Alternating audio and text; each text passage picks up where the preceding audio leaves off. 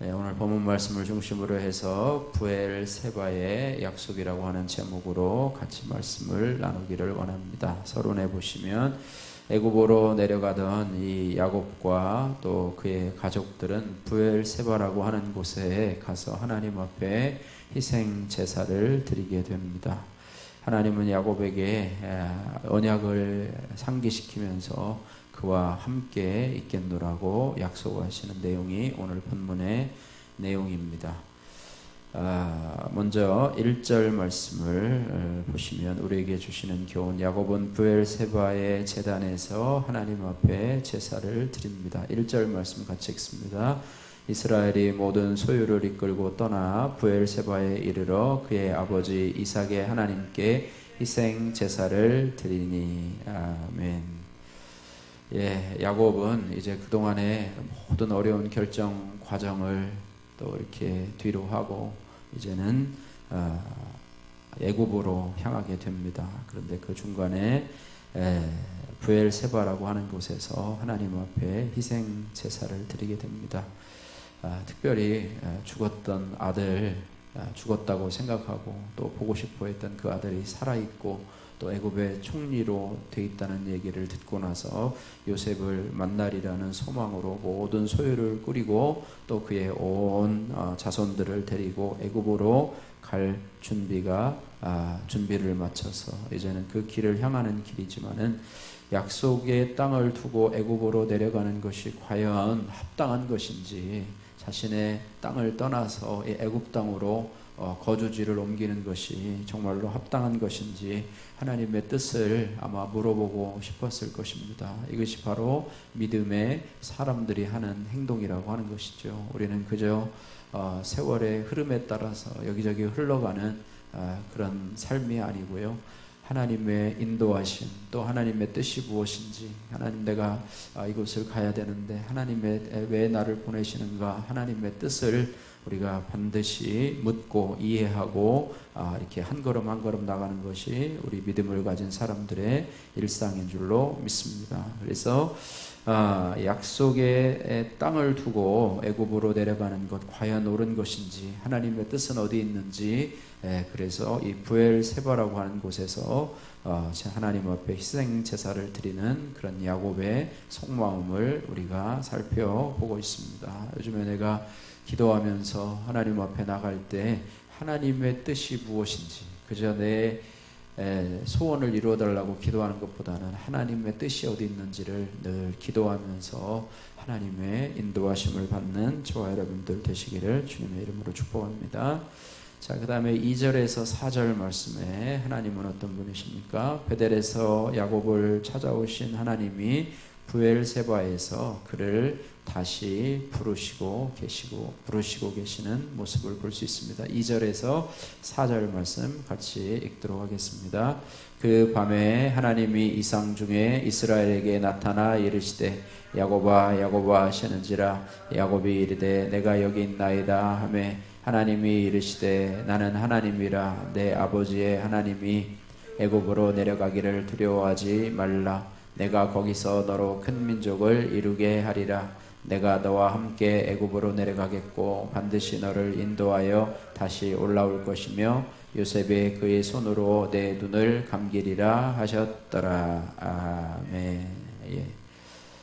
밤에 희생제사를 드리러 부엘세바에 이르렀는데 그 밤에 하나님이 요셉에게 이상 중에 나타나셔서 말씀하고 계시는 장면이 오늘 2절에서 4절의 말씀입니다. 그래서 오늘 2절에서 4절 말씀을 보면은 야곱아 야곱아 하면서 부르시더니 야곱이 내가 여기 있나이다 라고 응답을 하자 하나님이 이렇게 말합니다. 나는 하나님이라. 내 아버지의 하나님이니. 또 다른 성경에 이전에 보면 내 조상의 하나님, 내 아버지 이삭의 하나님이니 애굽으로 내려가기를 두려워하지 말라. 두려워하고 있는 이 요셉에게 두려워하지 말라. 애굽으로 내려가기를 두려워하지 말라. 이렇게 말씀하고 있습니다. 그러면서 그의 후손으로 말미암아 큰 민족을 이룰 것이다. 또 그와 함께 애굽으로 나도 같이 내려갈 것이다. 또 그 후손들을 큰 민족이 되어서 이끌어서 다시 약속의 땅 가나안으로 돌아오게 될 것이다 말씀하고 있습니다. 이것은 전에 야곱이 밧단 아람으로 외삼촌 라반의 집으로 갈 때에 베델에서 주신 창세기 28장 10절에서 15절의 하나님의 약속이었습니다. 또 그 말씀은 그 전에 아브라함과 이삭에게 주신 약속이고 장차 출애굽을 통해서 성취될 약속이기도 합니다. 그래서 이것을 하나님께서 하나님의 뜻을 묻는 또 애굽으로 내려가는 것에 대한 두려움을 가지고 있는 야곱에게 나타나셔서 정확하게 말씀하실 뿐만 아니라 앞으로 될 일들을 통해서 또 아브라함과 이삭에게 주신 하나님의 언약과도 맞는 그런 이야기를 하시면서 나중에 출애굽을 통해서 가나안 땅으로 다시 돌아올 광야의 여정을 통해서 다시 가나안 땅으로 돌아올 그 여정까지의 미래도 말씀해 주시는 그런 하나님의 인자하시고 자비로운 모습을 보게 된다고 하는 것입니다. 인생의 전환점이 우리에게 있습니다. 이걸 터닝 포인트라고 그러는데 인생의 전환점이 우리들에게는 있습니다. 이것을 해야 될지, 내가 어디로 가야 될지, 어떻게 결정을 해야 될지 이런 경우들이 많이 있는데 이때마다 하나님은 야곱이 붙들어야 할 약속과 삶의 방향을 제시해 주고 있습니다. 그리고 베델의 약속을 이루신 것처럼 브엘세바의 약속도 하나님은 반드시 신실하게 이루실 것입니다. 할렐루야. 우리도 인생의 전환점이 있을 때 우리가 하나님 앞에 작정하고 기도하고 또 헌신하며 기도하며 하나님의 뜻이 무엇인지 또 내가 이것을 하는 것이 옳은 것인지 하나님 앞에 기도하면 반드시 야곱에게 나타나셔서 응답하신 것처럼 우리의 삶을 인도하실 줄로 믿습니다.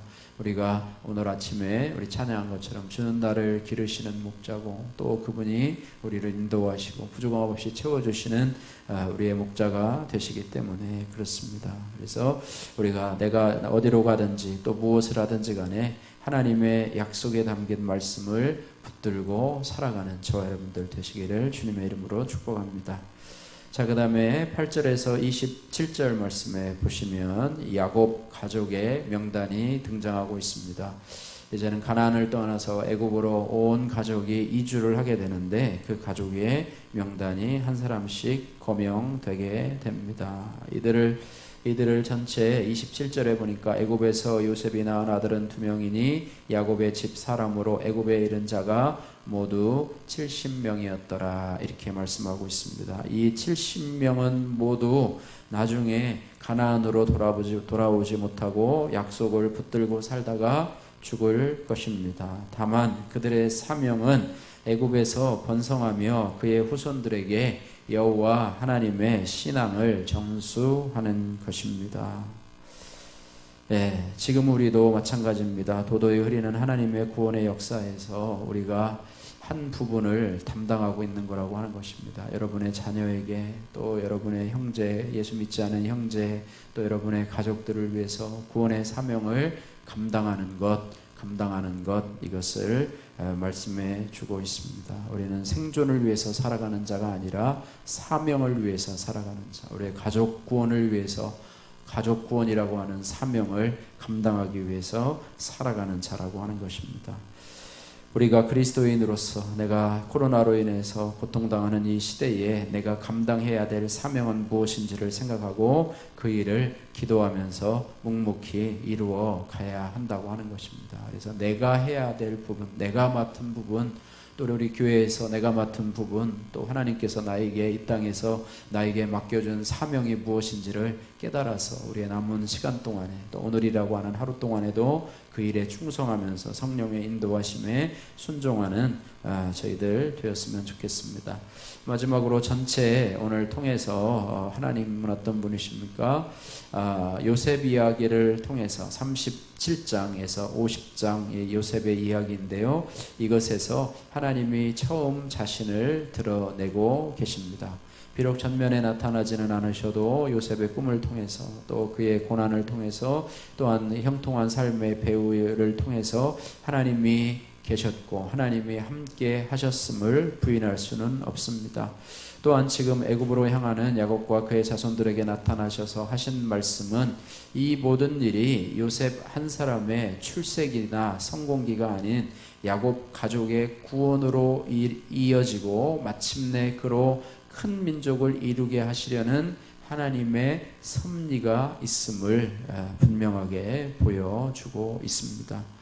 우리의 삶도 마찬가지입니다. 나의 삶도 역시 선하시고 완전하신 하나님의 뜻 안에 있음을 믿습니다. 할렐루야. 로마서 8장 28절 말씀에 하나님을 사랑하는 자 곧 그 뜻대로 부르심을 입은 자들에게는 모든 것이 협력하여 선을 이루시니라. 그 선은 하나님의 사명이 이룬 줄로 믿습니다. 특별히 하나님의 큰 구원의 사명을 저희들에게 맡겨주셔서 하나님 나만 예수 믿고 그저 구원받는 것이 아니라 나를 통해 아는 모든 사람이 구원에 이를 수 있도록 그를 위해서 기도하고 또 사랑과 섬김으로 구원의 때를 기다리며 기도하며 하나님 앞에 때를 얻든지 못 얻든지 우리가 주의 복음을 전하는 우리가 구원의 통로로서 또 우리 교회가 이 노아의 방주와 같은 구원의 방주로서의 역할을 감당해야 될 줄로 믿습니다. 우리도 평생을 그분의 나라를 이루는데 쓰임받는 큰 그림의 한 조각임을 우리가 잊지 말아야 되겠고 하나님께서 나를 이 땅에 살아가게 하고 또 부르신 뜻을 이해하며 믿음으로 나가는 저와 여러분들 되시기를 주님의 이름으로 축복합니다.